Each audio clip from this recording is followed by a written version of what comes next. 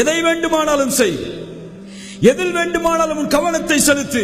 நீ பார்க்க வேண்டிய பார்வை அதில் என் படைத்த இறைவனின் அனுமதி இருக்கிறதா, என் ரசூலின் அனுமதி இருக்கிறதா?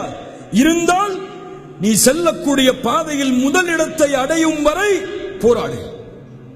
நீ அல்லாஹ்வை நம்பிக்கை கொண்டவன், படைத்த இறைவனை ஏற்றுக்கொண்டவன். நீ இரண்டாவது தரமோ மூன்றாவது தரமோ பின்னால் வரிசையோ உன்னிடமில்லை. ஏன்? உன்னோடு அல்லாஹ் இருக்கிறான். நீ வர வேண்டிய பாதை முதல் பாதை. விளையாட்டா? முதலில் வா. படிப்பா? முதலில் வா. அழைப்பு படியா? முதலில் வா. இரண்டாவது மூன்றாவது இடம் இது உனக்கல்ல. இந்த நம்பிக்கையை உள்ளத்தில் கொள். அல்லாஹ் ரப்புல் ஆலமீன் இந்த உலகத்தை படைத்தான்.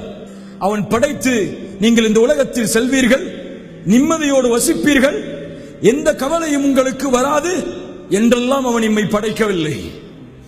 அவன் படைத்து வழிகாட்டுவதற்கு அனுப்பப்பட்ட அத்துணை வேதங்களிலும் இறுதியாக அனுப்பப்பட்ட குர்ஆனிலும் அல்லாஹ் இந்த மனித சமூகத்தை படைத்து சொன்ன செய்தி என்ன தெரியுமா?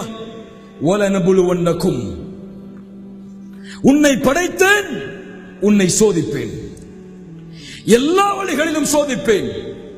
பசியை கொண்டு சோதிப்பேன், வறுமையை கொண்டு சோதிப்பேன், செல்வத்தை எடுத்து சோதிப்பேன், உயிர்களை பறித்து சோதிப்பேன். நீ பொறுமையாளனாக இருந்து அதில் வெற்றியை அடைந்தே ஆக வேண்டும் என்று குர்ஆன் சொல்கிறது.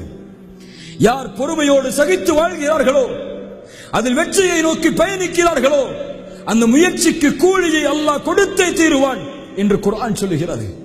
ஒரு படை தளபதி தன் படைக்கு எப்படி வழிகாட்டுவானோ அதுபோல்தான் மனித இனத்தை படைத்த அந்த அல்லாஹ் இந்த மனிதர்களை படைத்து வழிகாட்டுகிறான். சோதனை வரும்போது தோலாதே. உறவுகளை, செல்வத்தை உன்னிடத்தில் இருந்து நான் எடுக்கும் போது சோர்வடைந்து விடாது. நீ முன்னேறு. உன் வாழ்வின் இலக்கை நீ அடையும் வரை உன் பாதையில் நீ சென்று கொண்டே இரு. பிறந்து சாப்பிட்டு கல்லூரிகளை படித்து வேலை செய்து திருமணம் செய்து குழந்தைகளை பெற்று சுகமோடு வாழ்ந்து கடைசியில் மண்ணோடு மண்ணாக மக்கி போவதற்கா இவ்வளவு பெரிய உலகம்? சூரியன் உதிப்பது யாருக்காக? சந்திரன் வருவது யாருக்காக? நட்சத்திரங்கள் உதிப்பது யாருக்காக? மனிதனே, உனக்காக. சூரியன் காலையில் இறைவனுடைய கட்டளையால் உதிப்பது நீ வாழ வேண்டும் என்பதற்காக. சந்திரன் இரவிலே வருவது நீ வாழ வேண்டும் என்பதற்காக. நட்சத்திரங்கள் உதிப்பது நீ வாழ வேண்டும் என்பதற்காக. ஏன்?